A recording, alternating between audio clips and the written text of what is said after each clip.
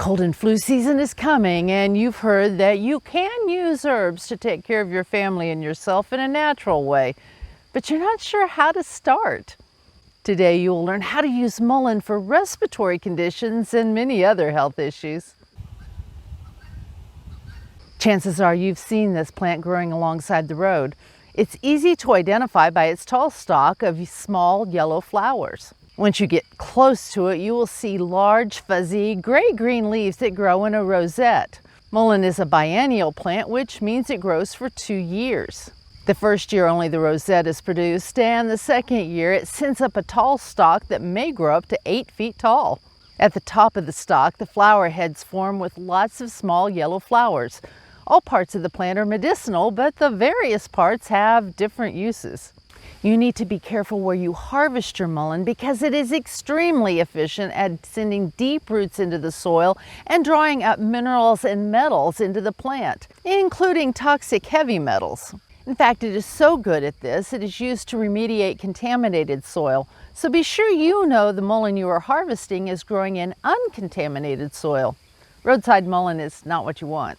Mullein leaves should be harvested at the end of the first year or early spring of the second year to ensure that you are getting the best medicinal product.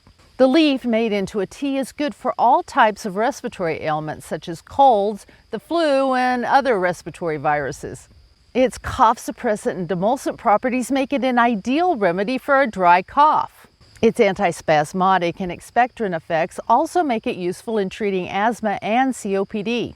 The leaf has also been used for its antibacterial actions and was used to treat tuberculosis in the 1800s. It has been shown to be antiviral and antifungal, and the leaves have been used to treat intestinal worms. Because the hairs on the leaves can be irritating, after you steep 1/4 cup of dried and crumbled mullein leaf in a quart of just boiled water for at least an hour and up to overnight, be sure to strain the liquid through a coffee filter, not just a tea strainer, to make sure that you get all of those little hairs out. As odd as it sounds, smoking mullein leaves is an excellent way to get the medicine directly into your lungs. You can smoke it in a pipe or tie it into a smudge stick to burn around children so they can inhale it. The leaves can also be made into a poultice to apply to wounds, hemorrhoids, bruises, and insect bites. Because the little hairs can be irritating to the skin, it may be best to place the poultice material in a cloth before applying it to the wound. Mullein flowers don't appear until the second year of the plant's life cycle. Harvest the flowers as they bloom and while they are very fresh.